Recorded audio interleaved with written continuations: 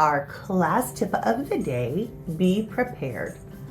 Make sure your activities are planned out and you have all of your materials ready.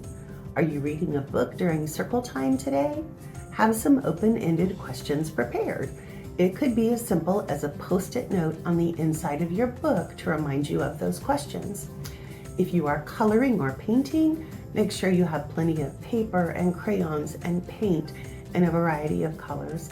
We understand that occasionally things don't always go as planned, but being prepared goes a long way in maximizing your learning time and your class score. Class tip of the day, use descriptive language. Whenever you are talking with the children in your class, remember to use words to describe everything. Often as adults, we do things without thinking about why we do them. Hand washing is a perfect time for using descriptive language to not only describe what is being done, but also why. If using descriptive language is a challenge for you, start small. Focus on the senses and describe things you are talking about in terms of how they feel, sound, taste, and so on.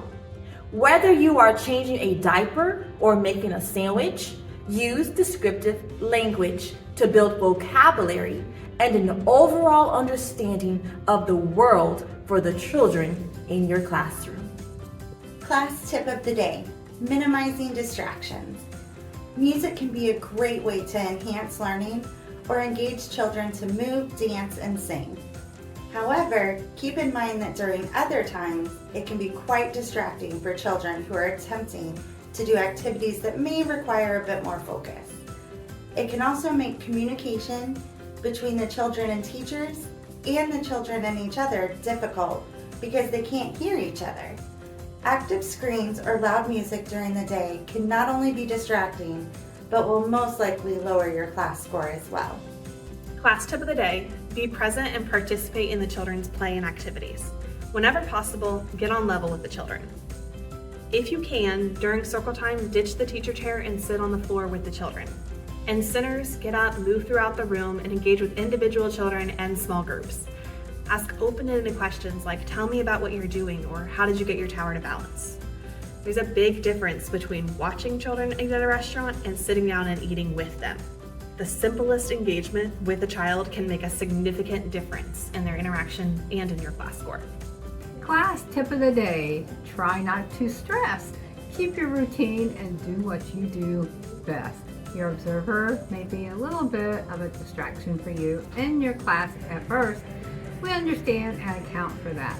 We do our best to minimize our impact, but occasionally we may need to move around the room to better hear the conversations or take notes.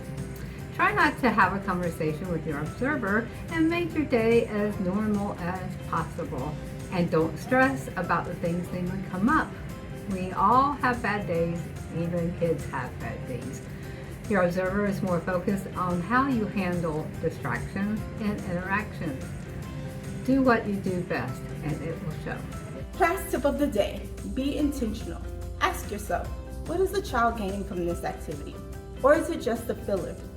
Sometimes the best interactions come from following the lead of the children, following them in conversation. Don't be afraid to skip an activity. If you find that the children are enjoying an activity and are actively engaged, why not continue?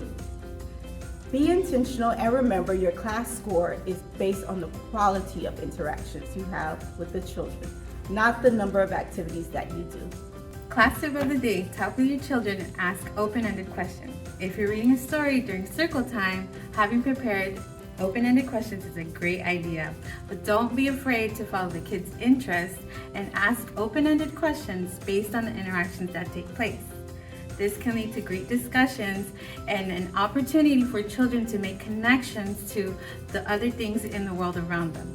Examples of open-ended questions would be why and how questions like, why do you think? Or, how do you know? Class tip of the day. Keep your environment positive. Part of good class observation is a positive environment. This can take many forms. Positive praise and support, like verbal compliments, show the teacher is paying attention to the child and recognizing their good work.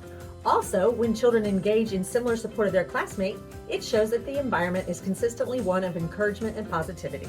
Another good indicator is when children are allowed to determine which centers that they want to play in and engaging them with the materials that you have. Keep in mind that the class assessment is all about how you interact with the children and make the most of those interactions. And don't forget, this should be observed throughout the day.